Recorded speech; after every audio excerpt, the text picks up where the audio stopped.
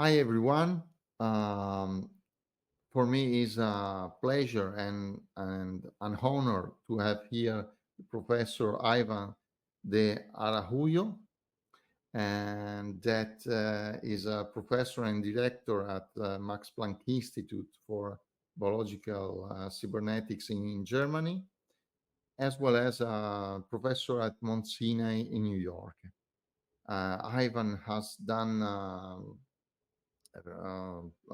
published in a very prestigious journal, no, Cell, a very important publication for that has identified a new mechanism that connect psychological um, dimensions to the microbiota and the immune system, because the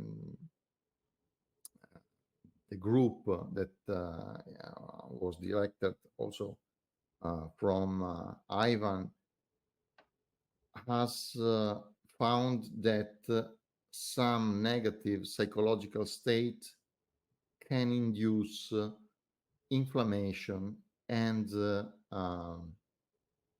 a microbiota dysbiosis.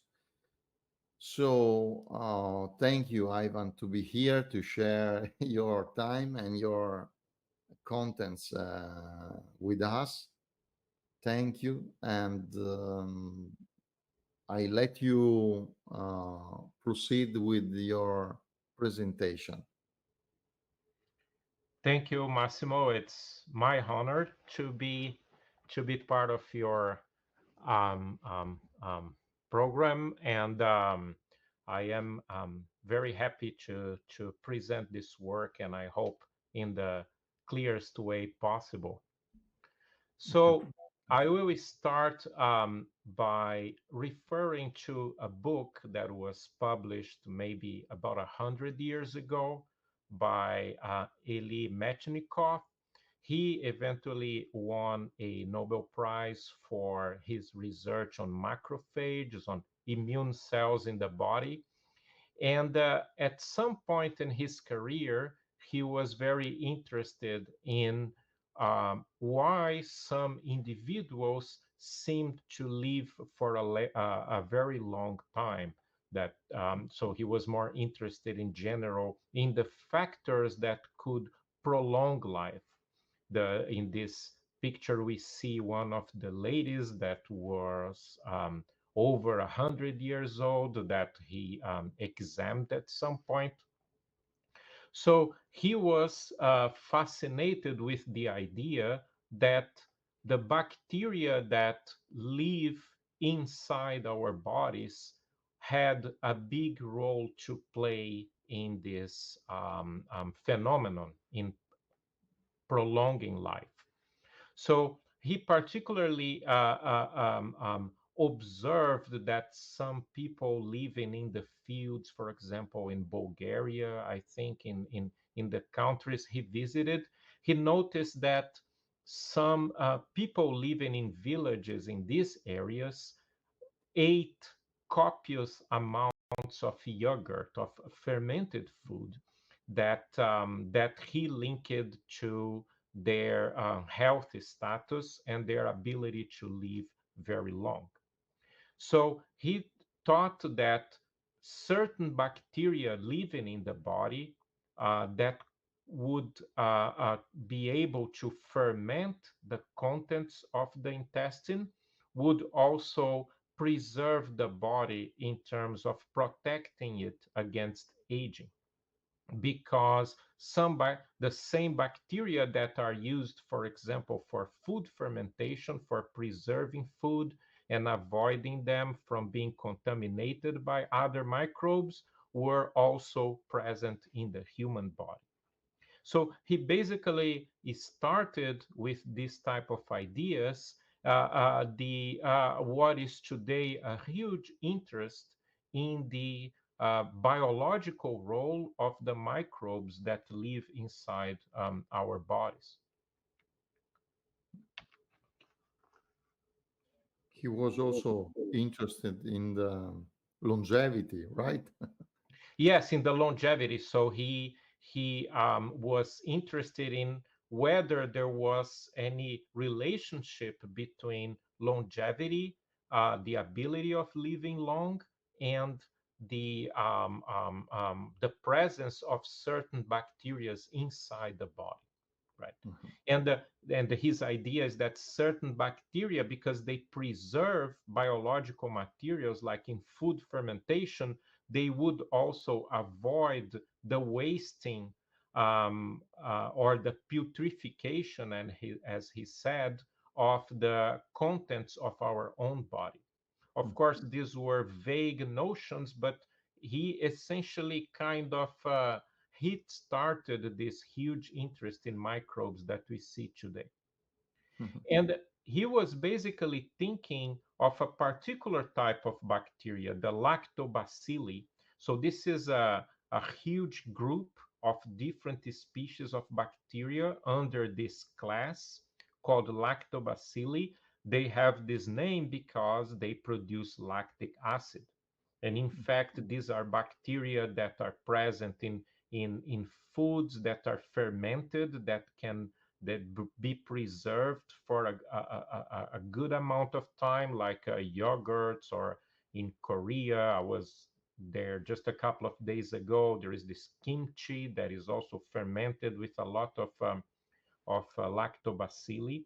So these lactobacilli, among other incredible numbers of bacteria, they live inside our gut, and they are known to perform a number of important biological functions. They help to digest food, they fight off by pathogens, and they protect our bodies against foreign invaders. And I will show you how exactly that works. So this cartoon here is I don't know if you can see my cursor, maybe not. yeah, yeah. Yeah, I can okay. see. So this cartoon basically is a representation of our gut. So here is the surface of the gut where the food comes. So when we eat food, the food will come here. And this is a wall formed by epithelial cells, as like a skin that protects the internal environment, uh, that protects the internal environment here, like this is the blood flow, the vasculature below the epithelium from the external world, right? Mhm, So above the epithelium, there are two very important components that help us to be healthy. One is a layer of a mucus. It's a kind of a gel that is produced by certain cells in the gut, that is released in the gut. So it forms some sort of a wall, of a flexible wall against what is coming from the environment, foods, for example, that are usually full of contaminants. And inside this mucus, because this mucus is formed by certain sugars and proteins, bacteria can proliferate inside this mucus, including lactobacilli. mhm, So this is a very important arrangement for protecting the gut from external stimuli.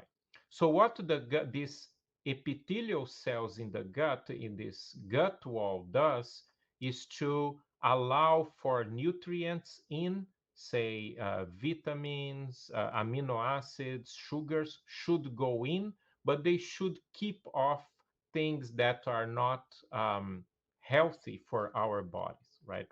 So the way they do this, these epithelial cells, is by forming a tight wall, and the cells are connected between them via certain proteins known as tight junctions, because they form some of a tight junction. The wall is firmly bound together so that pathogenic bacteria, viruses, and so on cannot cross into the blood, right? So And people now know that lactobacilli release some chemicals from their bodies that cause the epithelial cells to express more of these proteins.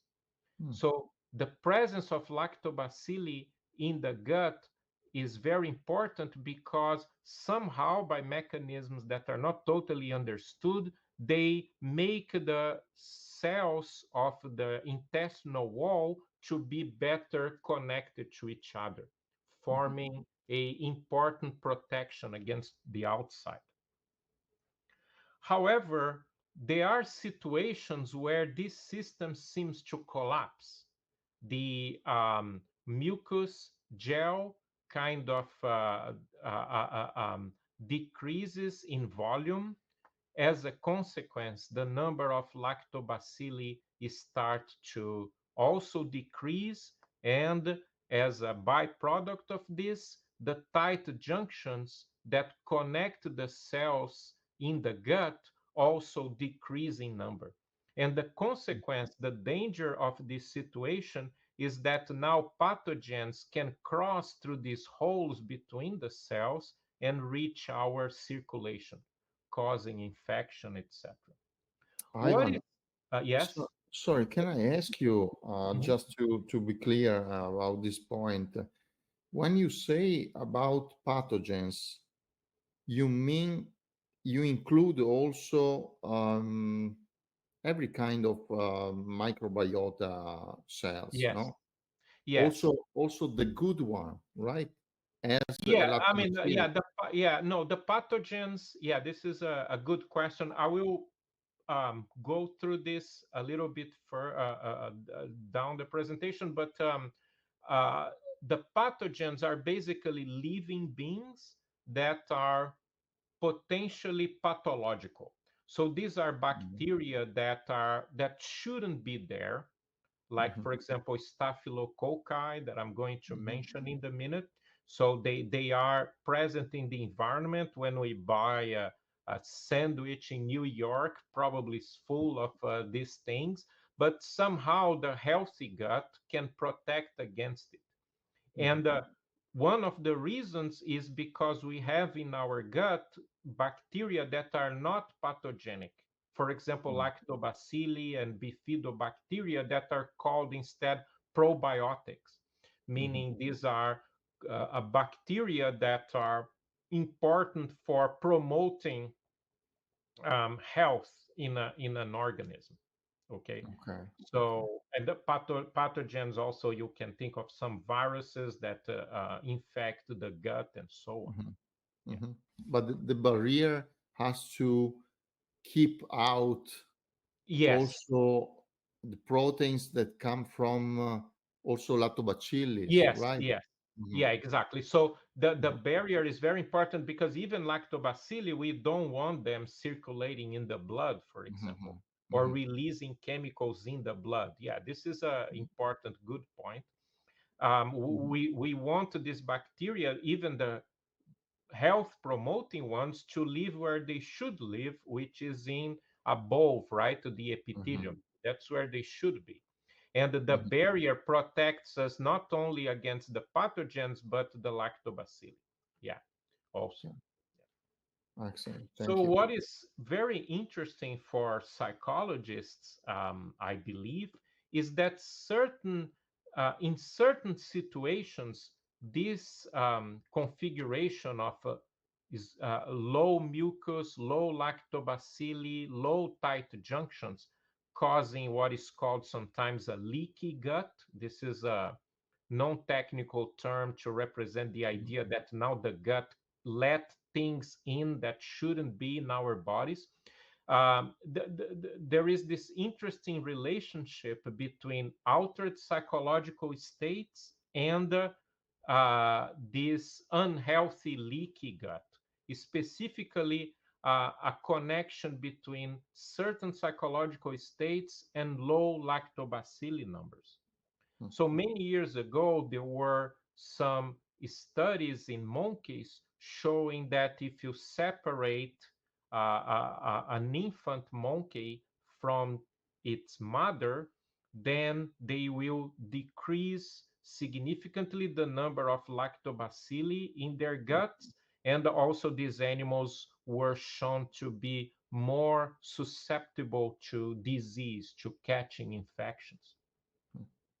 Later, other studies started to come up with, say, for example, prenatal stressors. If even before birth, the exposure to stressors is likely to cause a decrease in lactobacilli in both the infant that is eventually born and the mother, which is going to cause, again, a leaky gut. Other situations or the similar situation has been documented in humans.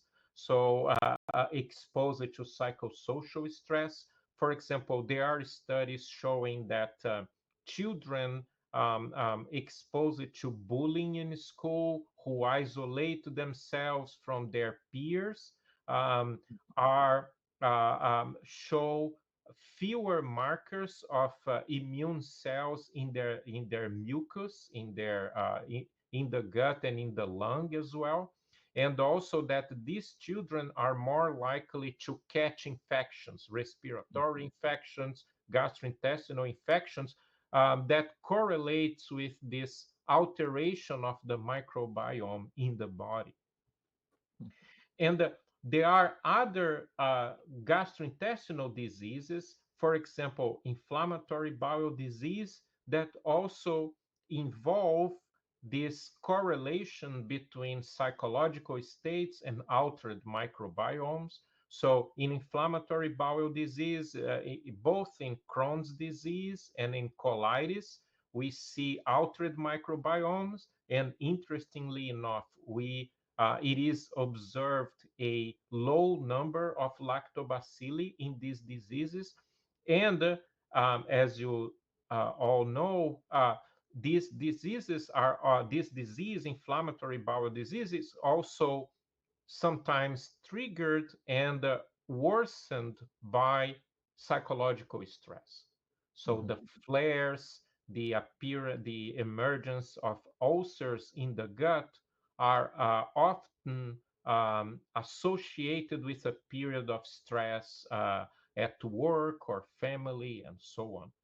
So there is this very, let us say, consistent but mysterious link between the change in our mind, in our psychology, and the numbers of a particular type of microbe that live in our gut, right?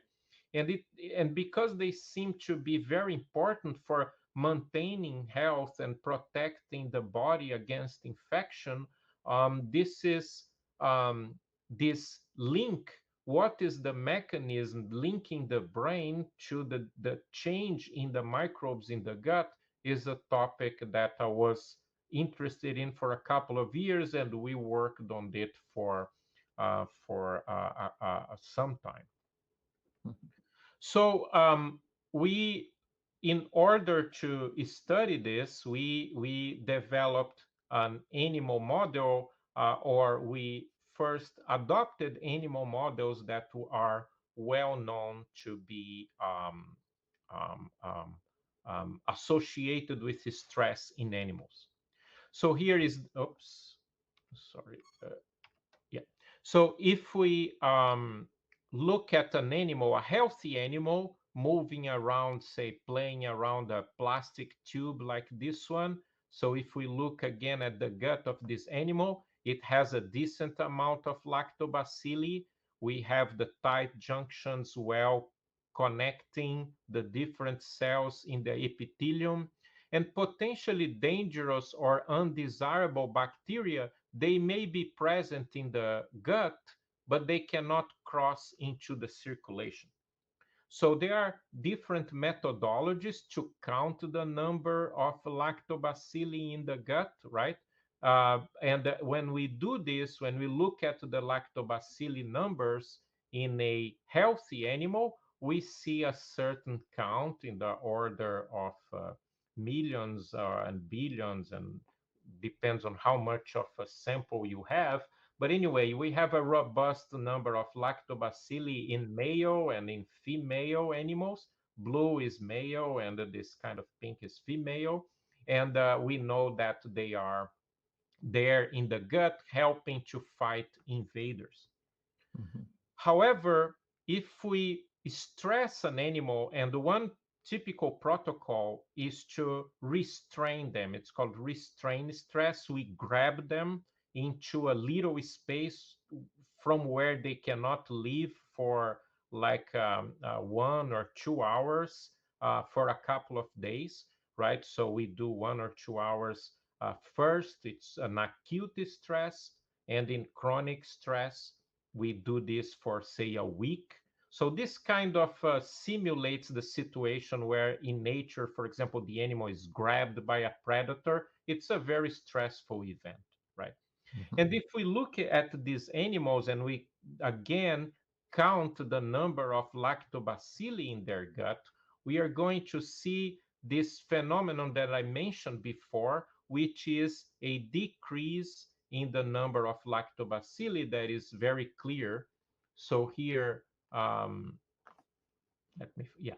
So here is the acute stress effect. And in chronic stress, basically, we can no longer, using this method, this culturing method, detect significant or detectable numbers of lactobacilli. Of course, they still exist, but these less sensitive methods cannot detect them anymore. So Mhm. there is, as had been shown before, a clear effect of stress on the number of lactobacilli, these important health promoting bacteria in the gut.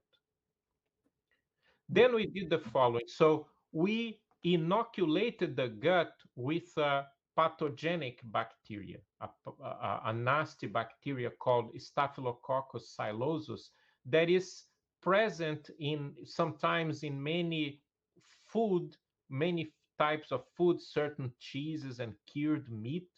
And a healthy gut, an animal and a human healthy gut, is capable of maintaining this bacteria out of the body. They stay in the gut and they cannot cross um, into the blood. So if we put this bacteria in the stomach of an animal, a healthy animal, and we count how many of these bacteria particles are in the blood, in a healthy animal, we cannot see them. Mhm.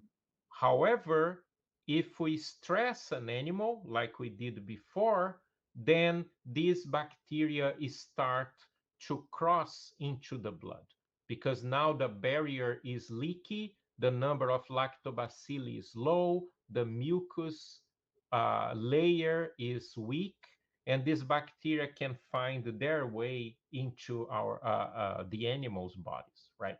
So now, if we look in the blood, how many of these bacteria we can detect? Now we detect a decent amount of bacteria already circulating in the blood, causing a more systemic infection with immune cells problems, etc.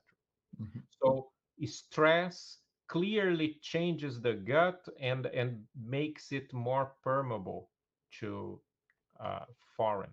Mhm. This is a picture of the of a healthy animal. So the spleen is a immune organ full of immune cells. So when the animal is healthy, these immune cells are kind of stored there. However, when they are fighting an infection, then the spleen contracts and releases the cells into circulation, right? They become clearly smaller and more transparent.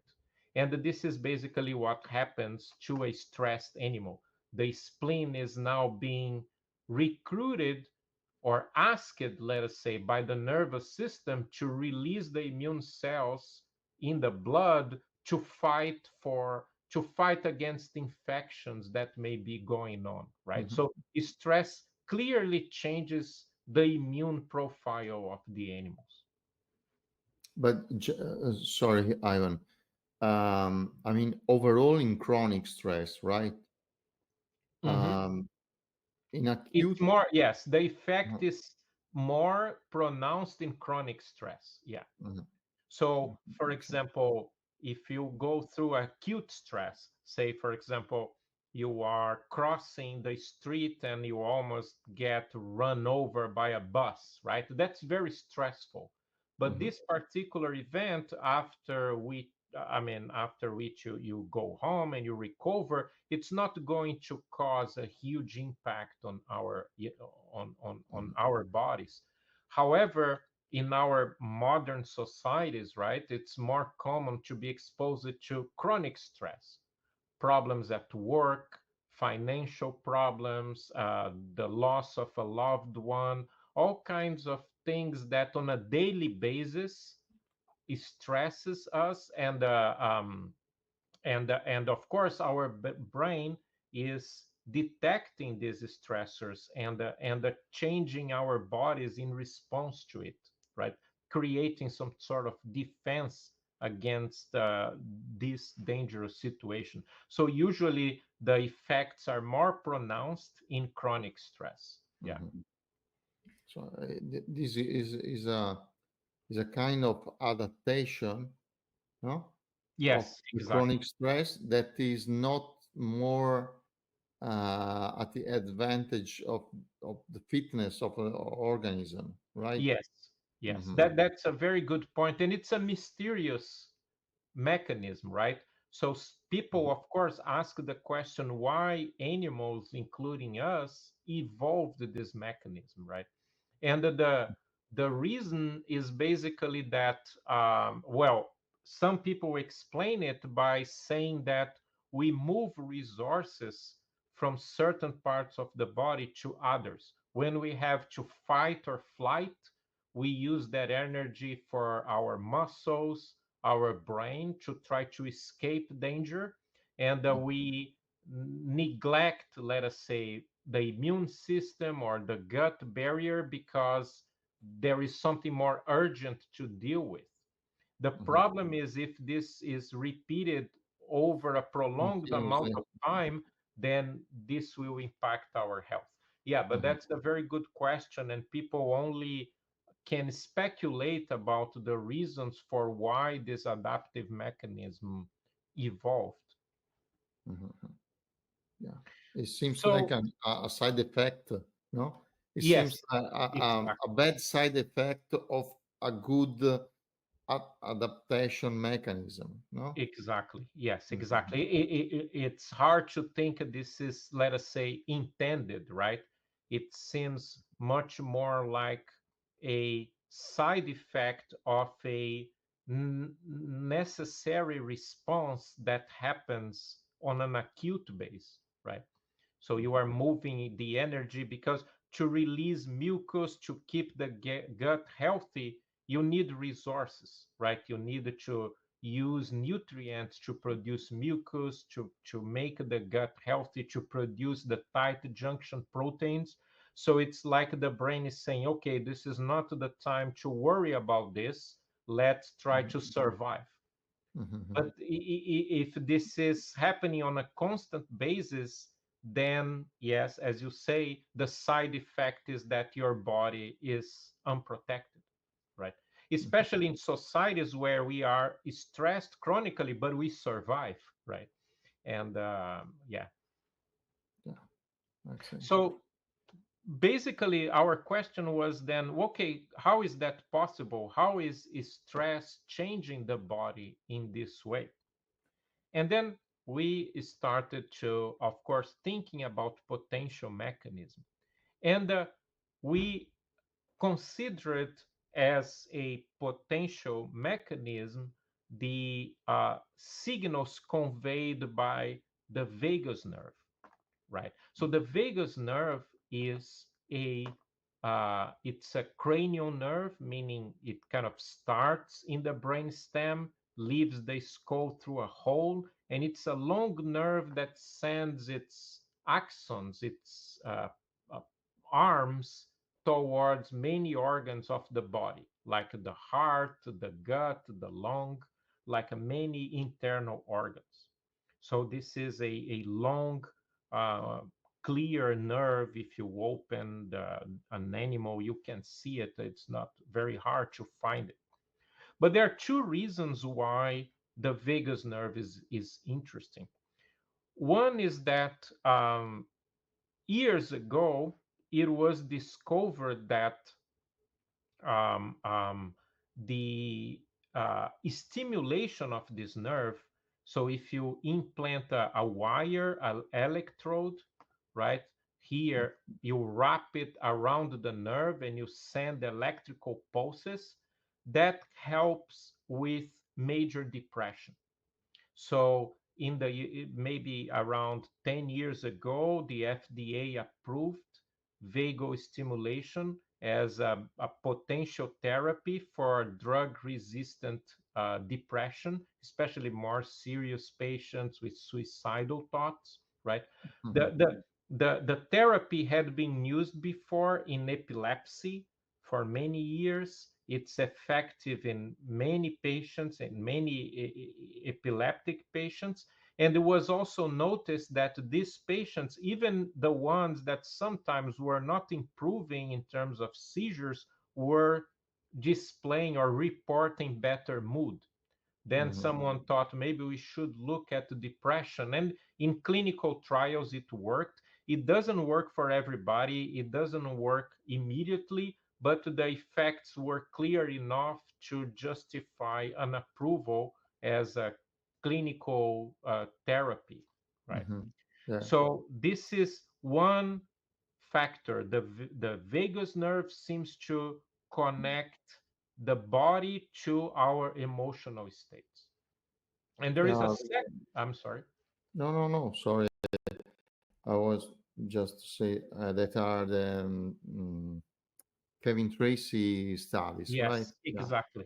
Mhm, That's exactly what I was going to say now. So that's the second reason why we thought the vagus is important, because this is research that was initiated by Kevin Tracy a few years ago, who is, I believe, a pediatrician. So he was looking in children with mhm, sepsis in this cytokine storm mhm, situation. So the stimulation of the vagus nerve causes this what is called anti-inflammatory effect. It mhm, seems to be able to reduce inflammatory states in the body. It seems to promote some eh, positive effects in patients undergoing inflammatory infectious states. Exactly. Yes. mhm, So these two things together, the effects on mood and psychology and the effects on the immune system, seem to us um, a good reason to imagine that the nerve is linking the changes in psychology to the changes in health mediated by the microbiome. mhm, So here I'm showing another cartoon representing the vagus nerve, the arrangement. So this part here is the lower brain stem, like the lower part of the brain stem of the rodent, but in humans, this part of the brain is very similar. It becomes a little different in the cortex, but in the lower brain stem, it's very similar. So here we have a part of the brainstem called the dorsal vagal complex, which is a part um, um, uh, related to the vagus nerve, because the sensory fibers of the vagus nerve, the neurons are located here in ganglia called nodose ganglia, and they terminate in a part of the brainstem called the nucleus of the solitary tract, right? But then the vagus nerve also contains parasympathetic neurons. So these are neurons that live in the brain stem. So this part of the brain stem is called the dorsal motor vagus nucleus. And these neurons are parasympathetic because they produce acetylcholine, which is the parasympathetic neurotransmitter, and they, because they have these long axons, they release acetylcholine in the body, in the heart, in the gut, and they promote parasympathetic tone. For example, gut movement, gut contractions, acid release, pancreas release, gallbladder, everything that is parasympathetic in the gut is controlled by these neurons here. Ivan, So, sorry, yes, sure. let me ask you. These green lines are just one axon or a multiple Yeah, that's a good question. Sorry. Yeah, these are multiple. So I am Mhm, trying to represent here is like a cable. It's a set of fibers, but they kind of form one structure, right? Because in the periphery, many times these nerves, in order to not float around, they run together with arteries and veins, right? So you mhm, find them very often supported by veins and arteries, etc. So they form a very thin but dense set of fibers that we called the nerve or the trunk. So all together they form a visible like a structure, mhm, but mhm. individually they are very thin. Yeah. So I Okay. am here representing the nerve. It's a bunch of neurons that through the same cable, each one send one little fiber, right? Mhm, That together form a nerve, and some of them they start terminating in different areas. So mhm, some of these neurons they send nerves, say, to the esophagus, the upper stomach. Some others will continue to the intestine, and so on. So they start diverging as they find their target organs. And there mhm. is some organization here with, like, for example, these neurons more in the middle, they tend to go more to the stomach and so on. There seems to be some topography in the way the projections are arranged, right? Okay. So when people like the to answer your question, when the stimulation is performed uh, on the whole group of fibers together, because that's the only way to support the electrode, right? Okay. So we ask the question: is this parasympathetic nervous system connected to the changes in the microbiome that we see, right? So here, I'm not going to get into like some boring details, but basically this is the same structure I shown, but there is some molecular biology we can do to stimulate the parasympathetic neurons when we want. So there is a technique called chemogenetics where we can express um, a receptor that doesn't exist in the mouse usually, but this receptor responds to a drug that we can inject to the blood of the animal.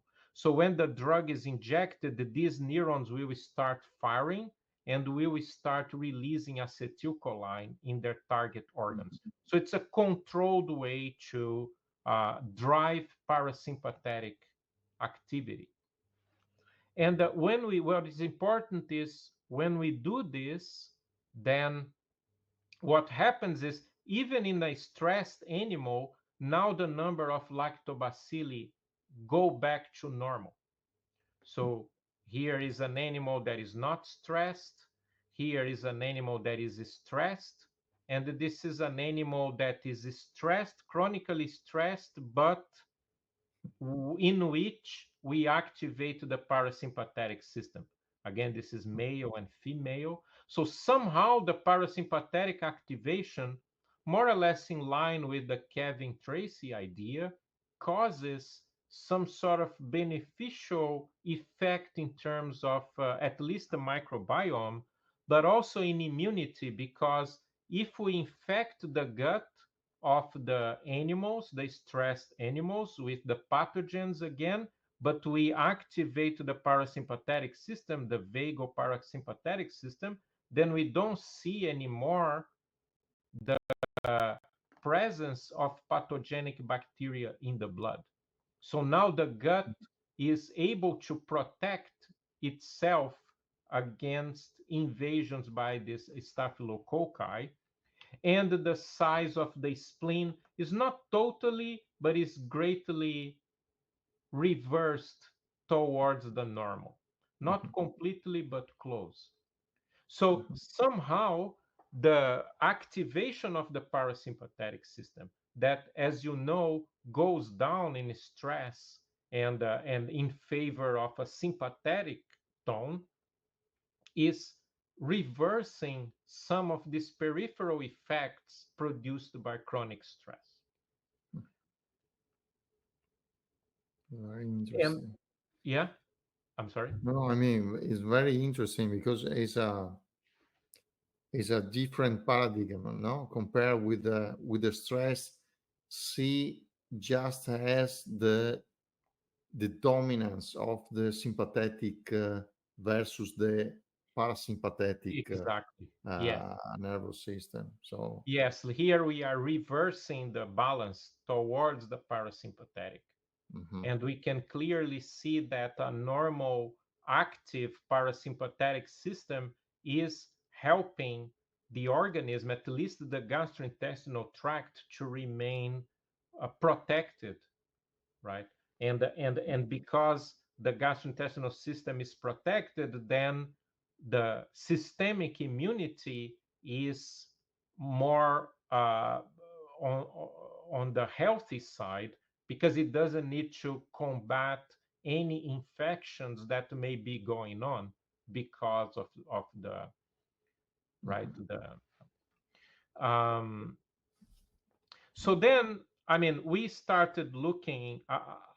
I will try to not to be too technical, but then we started looking. Okay, how is it possible that the vagus can do that? How the vagus can uh, um, um, help to reestablish the um, lactobacilli population in the gut.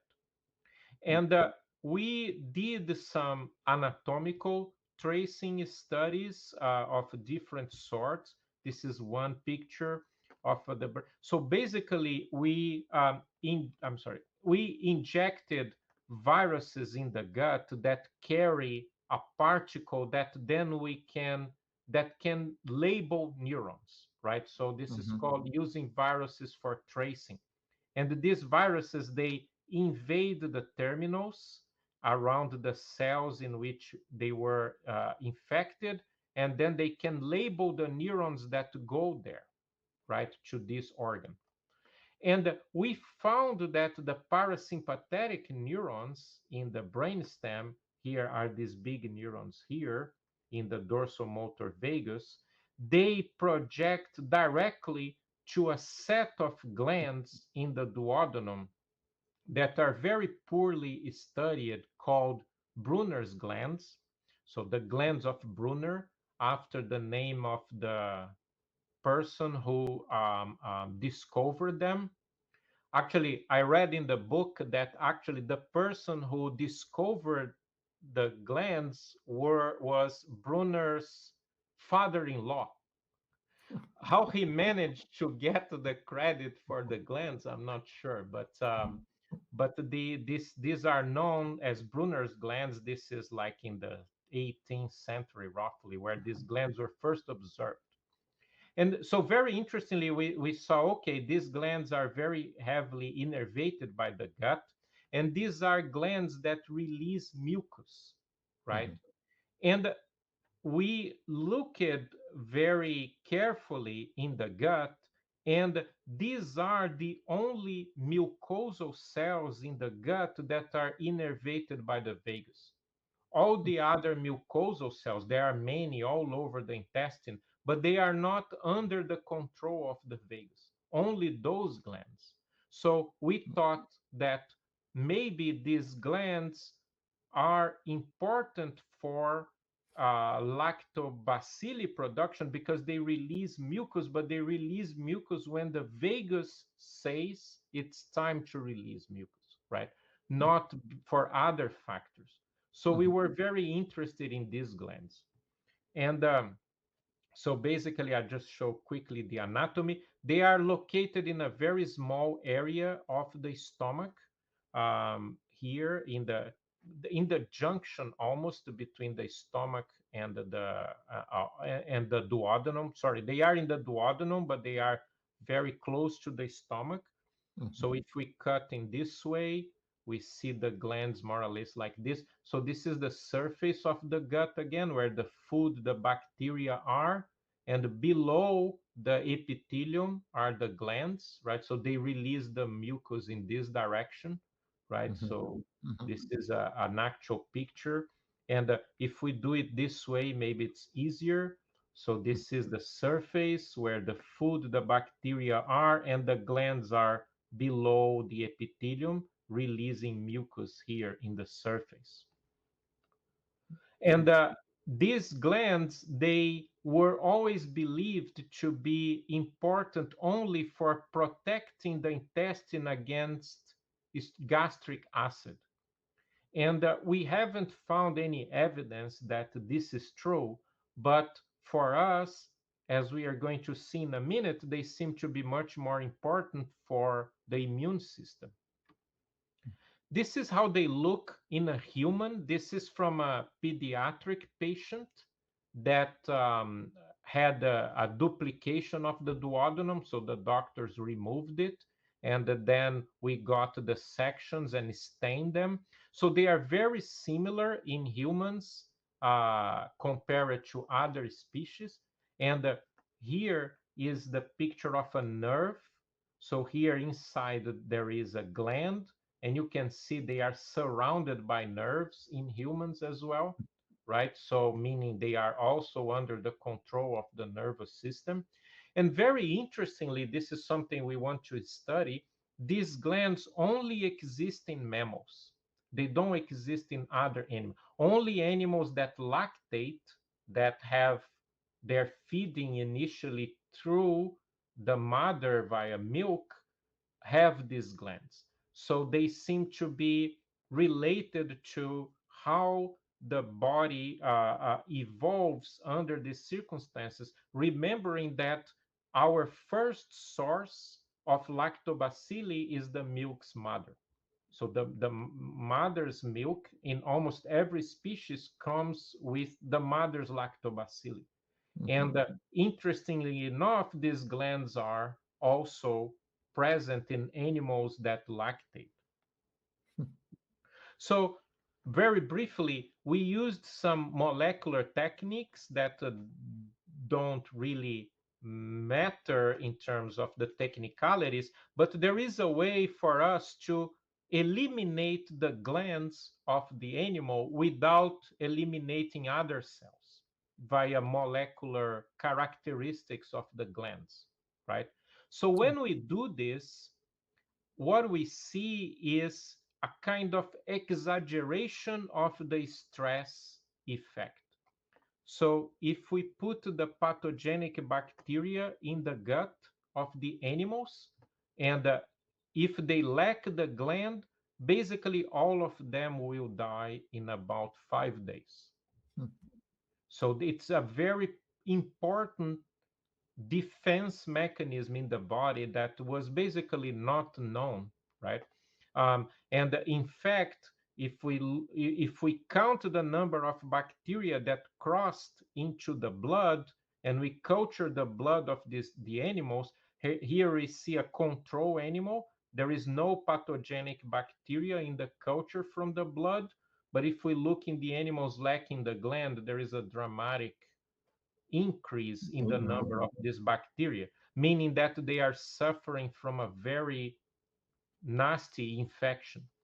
So we have not found any evidence that these glands are important to neutralize gastric acid, but they seem to be rather very important for protecting the gut against infections. Okay. So here again is the technicality, but we decided to study the glands in vivo in animals in a way that we can manipulate the brain of the animal and observe the glands using some imaging techniques at the same time. So we implant a glass window over the gut of the animal so we can observe the glands in a microscope, whereas at the same time we look at the brain. And basically here, this is the glands, right? Then in a living animal using confocal microscopy, when they get bright, it means they are very active and they are releasing mucus, right? And what is happening here is we implanted in the animal a vagal stimulator exactly like the patients have. It's Mm. an electrode around the nerve. And every time we send a pulse to the vagus nerve, the glands are heavily activated. And that's why we think the vagus is helping to protect the gut, because when we stimulate the vagus releases acetylcholine on these glands, and the glands release mucus, and the mucus promotes the growth of lactobacilli. Okay. Sorry, Ivan. Mhm. Sorry, the kind of um, communication between vagal nerve and Brunner's glands is acetylcholine. Yes, it Yeah. is. Yes, Oh, okay. because we did a genetic sequencing of the glands, and we found that they, among the genes expressed there is a receptor called the cholinergic muscarinic 3 receptor, Mhm. and this receptor is typical of glands that are controlled by the vagus via acetylcholine. So if you do this in culture, people have knew that if you have the glands in a dish and you put acetylcholine, they will release mucus, and it is via acetylcholine, yes. And if we block this receptor with a drug, this doesn't work anymore. And if we remove acetylcholine fibers from this area, also it doesn't work. So we are very convinced it's acetylcholine mechanism that is driving the ability of the glands to release mucus. Mhm. So it's very interesting because the vagus is responding, for example, when we eat food, right? And immediately there is the buildup of an immune defense that is being that is derived from the activation of these glands. That is very interesting, because it seems like vagal nerve has the same, always the same kind of code to communicate, with Yes, macrophages, exactly. with acetylcholine, and with this kind of glands, the Brunner glands, to have different functions. Yes, Yeah. it's a very good observation because it seems that a system evolved in which the immune system, different parts of it, become sensitive to vagal activation. So when the parasympathetic system is strong, is winning, let us say, there is a strengthening of the immune system, either by protecting the gut more or by driving immune cells in a way that is health promoting, right? Because in principle, the parasympathetic activation means a situation where the animal is not exposed to any immediate danger, right? So this is the situation where the parasympathetic tone is let us say, uh, overtaking the autonomic system, the rest and digest type of situation. So it's very interesting. It has many implications for how our mental states relate to our health, right? Yeah. So basically, as you know, and you mentioned this, we know that there is some sort of relationship between mental states like stress and depression, a disruption of the microbiome, and and that cause immune disruptions. That now more and more investigators believe that these immune disruptions either cause or worsen the mental states associated with depression, right? So we think that one potential mechanism, one of the factors that may explain why the vagal stimulation can help in these situations, it's because vagal stimulation will change the profile of the microbiome, and by doing so, it's going to favor a more beneficial immune profile that then feeds back to the brain. And so this is, of course, something to be investigated, but we think that one potential mechanism by which vagus stimulation it may be beneficial is by acting on the microbiome, presumably via the glands, the Brunner's glands. Mhm. Um, just the last part, I want to mention that we wanted to know what is the role for the brain in all this, right? So we know, okay, the parasympathetic nervous system is innervating the glands. The glands are promoting lactobacilli and so on via the mucosal release. But these nerves here, they don't detect stress. So this must be coming from the brain. So continuing with our tracing studies, we found that via the vagus nerve, there is a connection between the glands and the central nucleus of the amygdala, right? So when we inject the virus here, it goes to the vagus, but then it continues going into the brain, and it labels very specifically this part of the brain called the central amygdala. And as many of you may know, the central amygdala is in the temporal lobes, right? This is a coronal section of the brain. So this part is known to be heavily involved in fear learning, fear reaction, anxiety, and emotional states as well, appetite, taste, and things like that.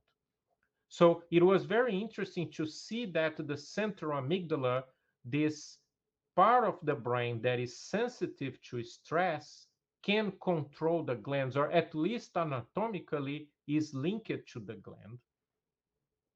So we knew from our anatomical studies from before that, in fact, this part of the brain, the central amygdala, has a connection via a nucleus in the brainstem to the parasympathetic system.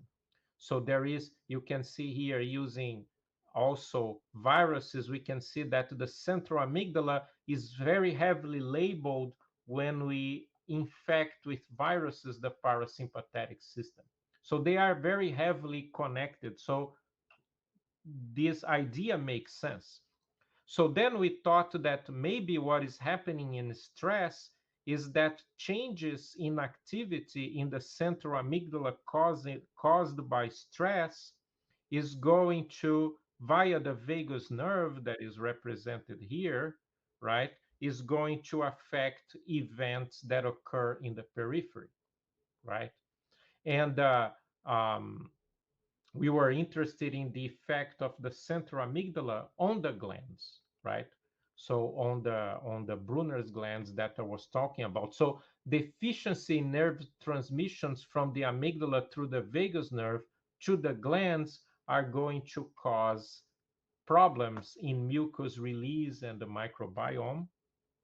And in fact, if we look at the activity of many neurons in the central amygdala, in animals that are freely moving versus the ones that have been restrained, when we restrain the animals, we see a dramatic drop in the overall activity in the central amygdala.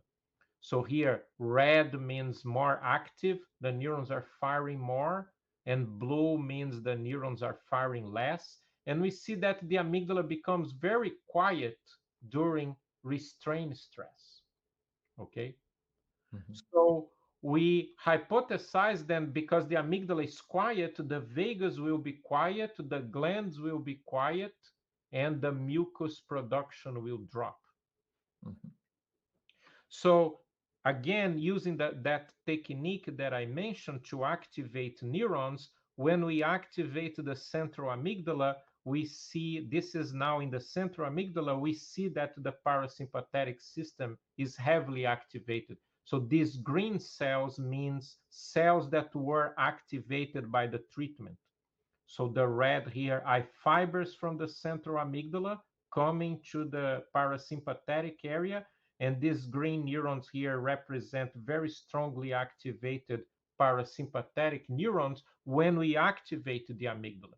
So the reasoning here is, when stress goes high, the amygdala goes low, and this disappears. This activation of the parasympathetic system disappears. So again, when we activate the amygdala in chronically stressed animals, then we see again a recovery in the number of lactobacilli in the gut. We no longer detect pathogens in the blood of infected animals if we activate the central amygdala. And we also see a improvement in the size of the spleen in these animals. So activating the central amygdala, that is reversing the ability of stress to suppress the amygdala, causes this improvement in immunity that is very similar to the improvements we see with vagus stimulation, if that makes sense. Yeah, Mhm. But, Ivan, sorry. uh, Yes. in, in your opinion, when the central amygdala is decreasing his activation, the other part of the amygdala can be the opposite modality. I mean, we, Yeah. we, we stress. Yes, Uh, this is a very complicated topic, right? Because usually we learn that um, more central amygdala activation causes more aversive states. mhm, To us, it seems the opposite. mhm, But it's important to remember, too, first, that the central amygdala itself has subparts. And the part that projects to the vagus is usually inhibited by activation from the more caudal parts, that those are activated by aversive stimuli. So we think that inside the central amygdala, there are regions that that increases with the stress, and these regions inhibit others. And mhm, the regions inhibited by stress are the ones that project to this parasympathetic system, right? mhm, And to your point, there are other parts of the amygdala that are not central, for example, the basolateral, that are very strongly activated by stress. mhm, And we don't know exactly what they do, but anatomically, they are not so well connected with the parasympathetic system as is the central amygdala. mhm, They are more connected to cortical areas, to dopamine areas, but not so much with the parasympathetic. But yeah, you are absolutely mhm, right. Like, maybe if you take the amygdala overall, you are probably going to see more activity than less during stress. It just happens that this particular sector that is more tightly associated with the parasympathetic system seems to be suppressed by Mhm. stress. But it can be, in your vision, you see the different modality between central amygdala and the other parts of the amygdala as a balance or something that can has an autonomy, because it seems like your research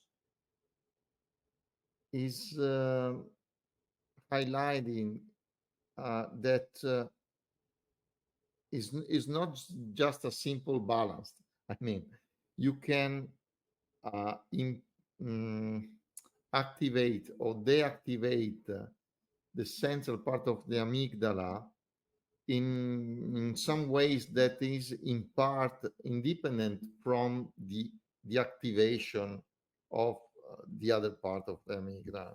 Is right, or so is Yeah, something that. I think yes. I think to a large extent, yes, because even if the amygdala is together, like they form this nucleus, they have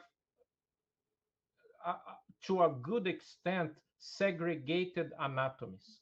Mm, The inputs and the outputs of the different sectors are different, right? mm, So there is a paper that was published maybe in 2000, around that year, by Larry Swanson, very interesting, called "What is the Amygdala?"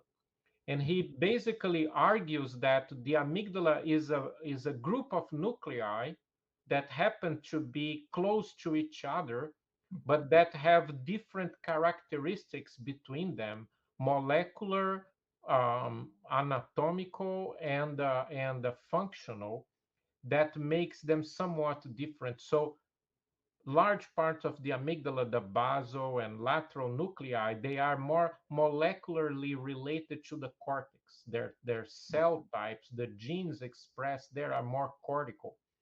The mhm, central amygdala and the medial amygdala are more striatal, more subcortical. The type of transmitters they express, and mhm, the inputs, the relationship, their targets. mhm, So there is some degree of autonomy mhm, within the amygdala that is important to consider when we look at studies that lesion the amygdala as a whole, right? Because you may yeah, be doing a lot of producing a lot of effects at the same time that physiologically are not always related to each other. yeah. In fact, you told me about the connection between, for example, insula and the Yes, central amygdala, no? And yes, and that exactly. is very important to underline, because I think that in general we describe in a very simplistic, reductionistic way the amygdala as the switch on and switch off, no, of the HPA axis. Yes, exactly. And it's Uh, clearly not that simple. mhm. Also, Yes, very Ledoux simple.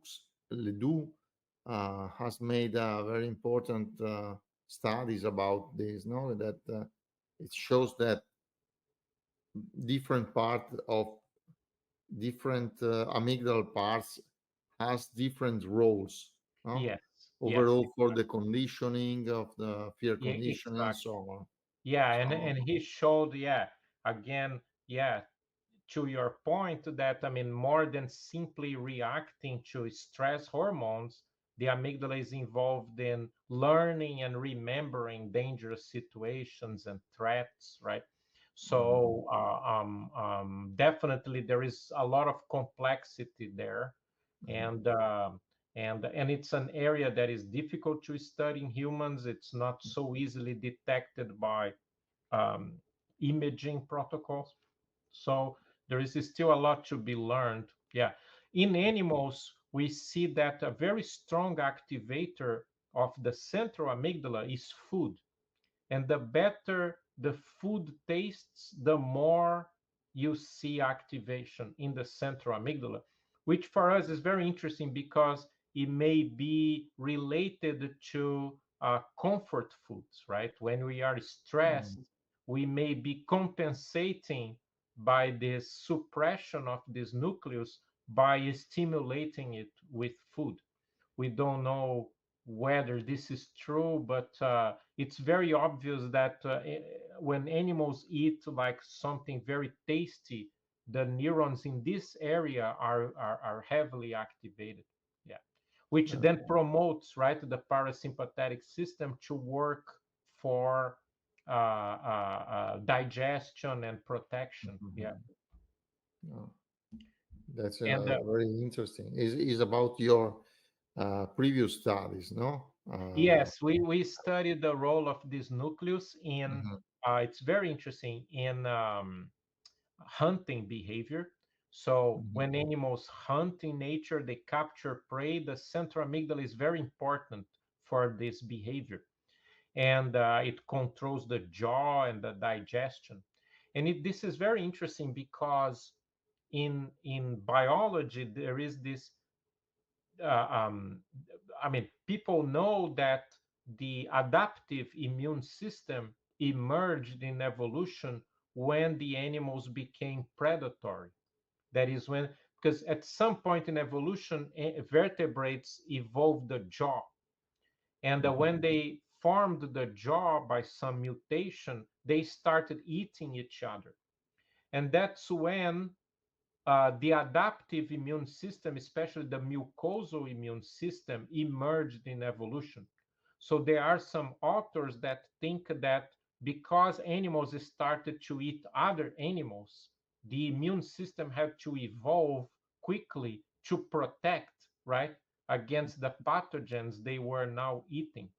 So there is this very interesting relationship between predatory behavior and immunity that all, let us say, that are commonly linked to the presence of this nucleus, the central amygdala in the brain. It's And very interesting. yes, yes, and in fact, if we send pulses of a neural of electricity to the central amygdala, and again we observe the glands, then we are going to see that the glands are activated and are releasing mucus. Of course, a little bit less dramatic than the vagus, with less movement, because the vagus produces a lot of movement when stimulated directly.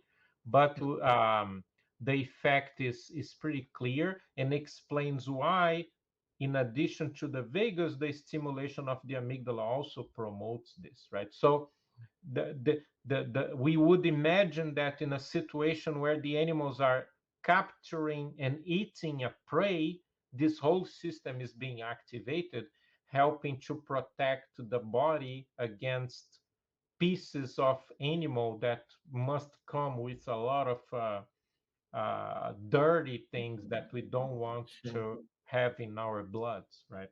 sure. It's very interesting from evolutionary point of view, no? Exactly. Yes. Also because probably um, we have evolved um, our interaction a bit. I mean, with our microbiota is much more complex compared with the other animals, and so this has a very clear evolutionary um, Yes. meaning. Yeah, Um, that's totally true. Yeah. I mean, we seem to have, let us say, adopted these microbes in the gut to help us, right? And they seem to be working in synchrony with the brain, mhm, right? Because the brain state is basically telling the body what is going on around the body, right? And the microbiome, to some extent, seems to be under the influence of the amygdala. Yeah.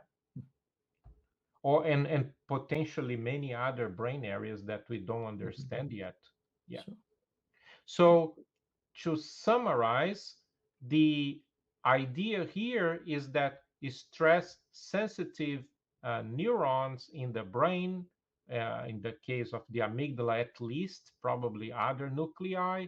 They signal to the vagus nerve, an anti-inflammatory, anti-depression, let us say, kind of nerve, to stimulate glands and organs in the gut that then will promote mucosal release, the proliferation of lactobacilli, and a protected gut. And when this system fails under the influence, among other things, of stress, then we see that this whole protective system in the gut seems to be impaired.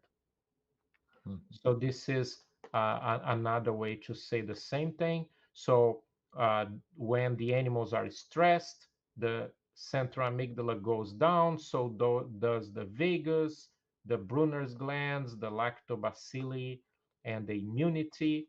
And when the animals is, let us say, calm or in the parasympathetic rest and digest state, the CA is higher because it's helping with eating and digestion.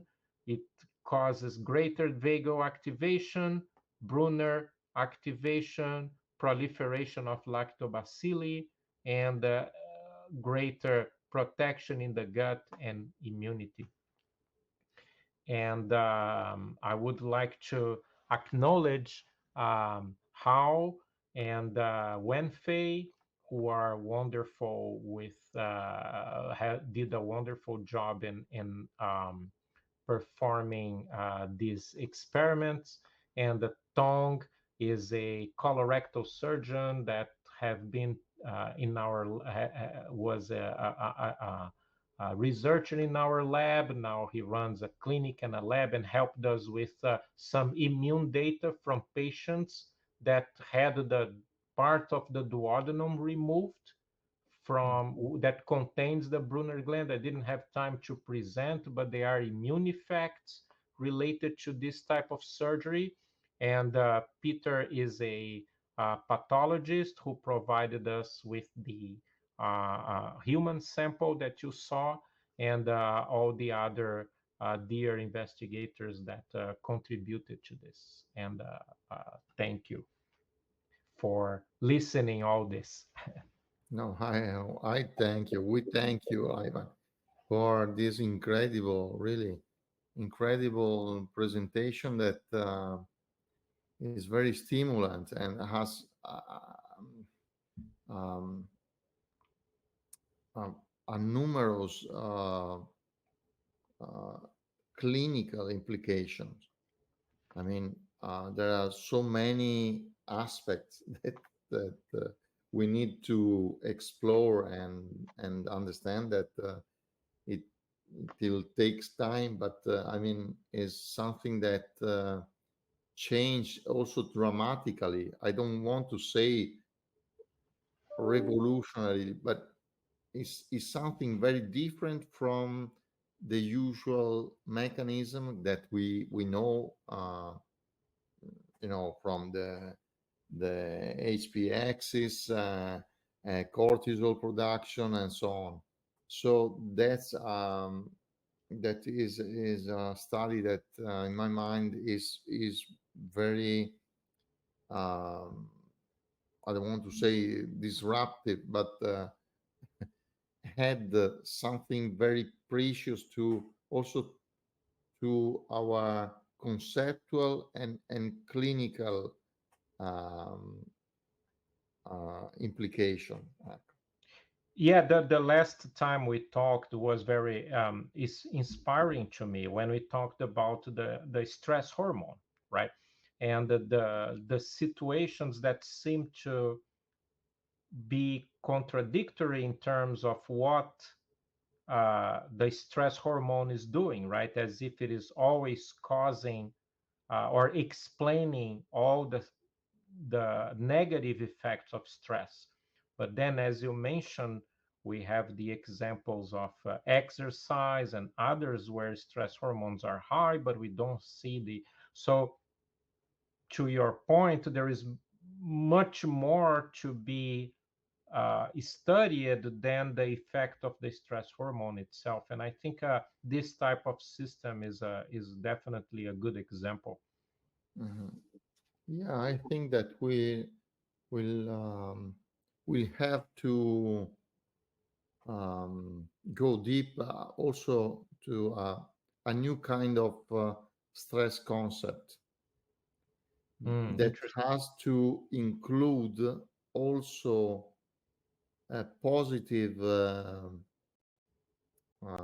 stress stimulation that in Interesting. your mechanism has the function to keep the central amygdala high, also to compensate the negative stress. So in my mind, it's very interesting also from that point of view, because in some way it shows the importance of a more general concept of stress. Very interesting. Very interesting. Yeah, because we put the notion of stress in the basket of negative things, right? But clearly, it's much more complex, right? It's not necessarily good and bad. It's a physiological response. Mhm. Sometimes may work in our favor and sometimes not. Yeah, that's I think it's a Yeah. wonderful way to look at it. Yes. You know, in psychology, we talk about flow experience, no, for example, no, optimal experience or flow Exactly. experience, so on. So I'll be, I am very curious about that situation, about a person that has a very high frequency of optimal experience should have a very high, also very high um, cortis- cortisol production, but will be protected from that um, high production of cortisol because he or she should have a very high um, central amygdala activation. And so would be interested Yeah. in the future Very interesting. to see that. So Yeah, yeah. I mean, this is a very important point because I, I didn't show the data, but if you take animals that are sick with low lactobacilli numbers and you inoculate probiotics in their gut, they will have a very strong immune response. They will improve, even if the stress hormone levels remain relatively high. mhm, So this end point of the mucosal protection in the gut seems to be what determines in this case at least, the health status of the animal more than the stress hormone itself. It could be that the stress hormone is, say, inhibiting the amygdala, and that is triggering the whole cascade, but still it doesn't explain why certain situations linked to high stress hormones do not cause these effects. And mhm. I think as you say, the need to rethink the concept of stress is a very interesting and important task. Yes. Yeah. Also because this is a more complex and realistic vision, no? Because Yes. there are people that are very resilient. So also with very high stress, high negative stress, they are in a good health. Exactly. But Yes. others are, in a opposite situation with lower stress. So Yes. that is very. I think that your work with your team and colleagues is something um, that um, allow us to understand that also the stress concept is more complex. Yeah, yeah, So yeah. I think it's a great observation because yeah, this is usually not like a take into consideration that the situations that we call stress are very varied and they produce very different effects in different people. So this is all left for uh, left waiting for an explanation. Yeah. Yeah. Ivan, thank you again for Thank your you too. time, your incredible talk, because You.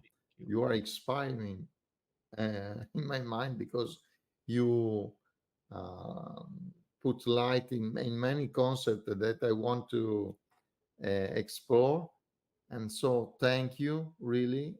Yeah, thank you too for offering this opportunity. I was super fun to interact.